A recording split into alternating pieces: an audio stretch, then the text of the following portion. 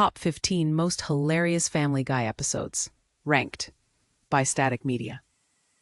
Over the years, Family Guy has often been compared to The Simpsons, both popular in the Fox animated universe.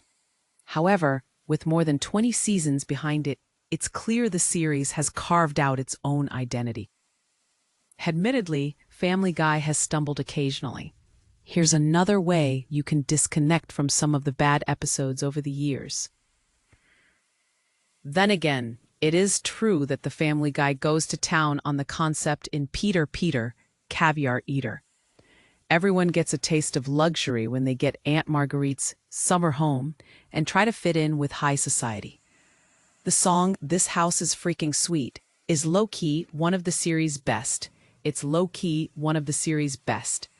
Peter comments how they have so many rooms that he can fart anywhere, and when Meg asks if she's ugly, one of the servants responds, "It doesn't matter, dear, you're rich now." Brian teaching Peter how to be fancy by having him watch Frasier is as good of a parody of My Fair Lady as you can get, imagining these low-class characters in a high-class setting. Proves you don't always have to go with the wall with episode ideas. Sometimes whatever's simple is best. Here's a few examples. It needs far fewer one-liners. Sometimes the simplicity is best. Sometimes whatever's simplest is best. The tone of voice about making funny people fly is as good as having consequences as opposed to grounded humor. A story that crosses the line between stimulus and out-of-line humor. It's hard to rank this one because it's such a hilarious collaboration, seeing the Griffin family stranded in Springfield. Everyone pairs up with Homer and Peter becoming fast friends. Meanwhile, Stewie gets enamored by Bart, and in unexpected turns, Stewie then develops a romantic relationship with one. Narratively, this series steals the show by emotionally relegating Beer.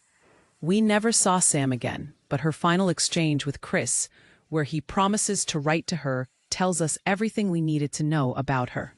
Setting in Miami. As a lifelong fan of the show's journey, having lived in Frixton, New Jersey for a few years, we've seen great adaptations, representing the ideal formula for transposing these movies into 6-minute segments, while still finding time for the infamous family editions.